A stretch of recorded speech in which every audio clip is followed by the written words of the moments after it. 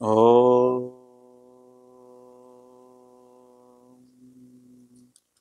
శ్రీకృష్ణ పరబ్రహ్మణే నమః. శ్రీమద్భగవద్గీత అథ ప్రథమోऽధ్యాయః. అర్జున విషాద యోగః. సంజయ ఉవాచ అయనేషు చ సర్వేషు యథా భాగమవస్థితాః భీష్మమేవాభిరక్షन्तు భవంతః సర్వ ఏవ హి.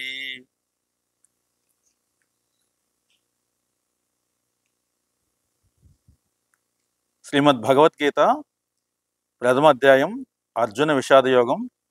సంజయుడు పలికెను.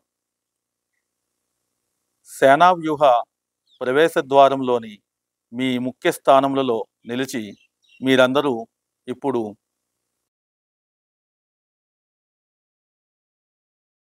భీష్మ పితామహులకు సంపూర్ణ రక్షణను చేకూర్చవలెను.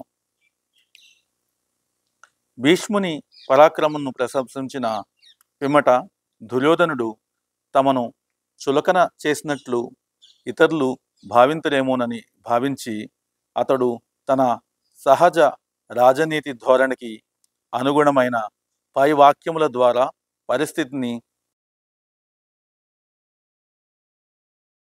చక్కబెట్టుటకు ప్రయత్నించెను.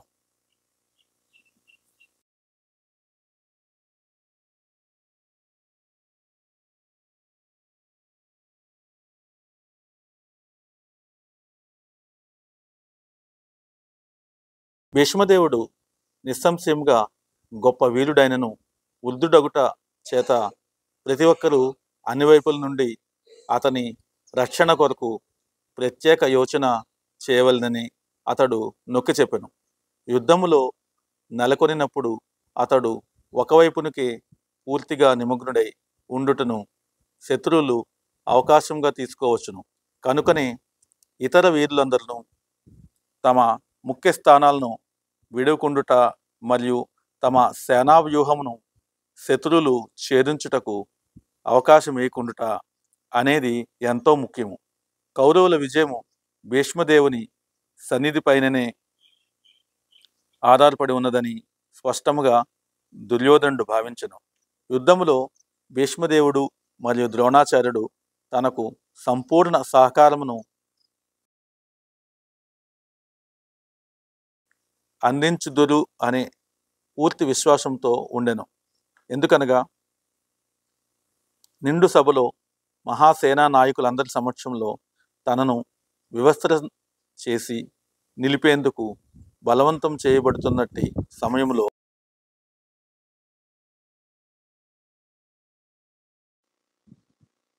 అర్జునుని పత్ని ద్రౌపది నిస్సహాయ స్థితిలో వారిని న్యాయం కొరకు అర్థించినప్పుడు వారు ఒక్క పలుకును కూడా పలుకలేదని అతడు ఎరుగును. అతడు ఆ ఇరువురు సేనా నాయకులు పాండవుల పట్ల కొంత మమకారమును కలిగి ఉందిరని ఎరిగినప్పటికీ జూత క్రీడ సమయంలో చేసినట్లే వారిప్పుడు కూడా ఆ మమకారమును పూర్తిగా త్యజింతురని ఆశించను.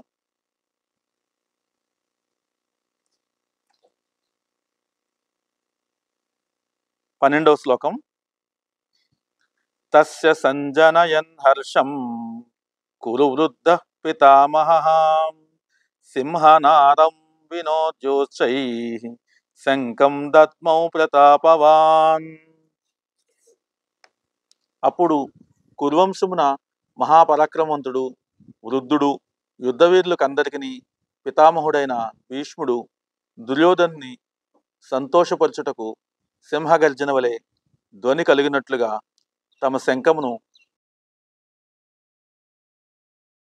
బిగ్గరగా పూరించెను. అర్జున విషాదయోగం.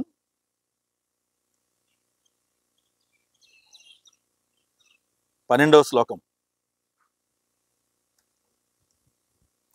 కురువృద్ధుడు తన మనుముడైన దుర్యోధనుని హృదయములోని అంతర్గత భావనను గ్రహించి అతని పట్ల గల సహజమైన దయతో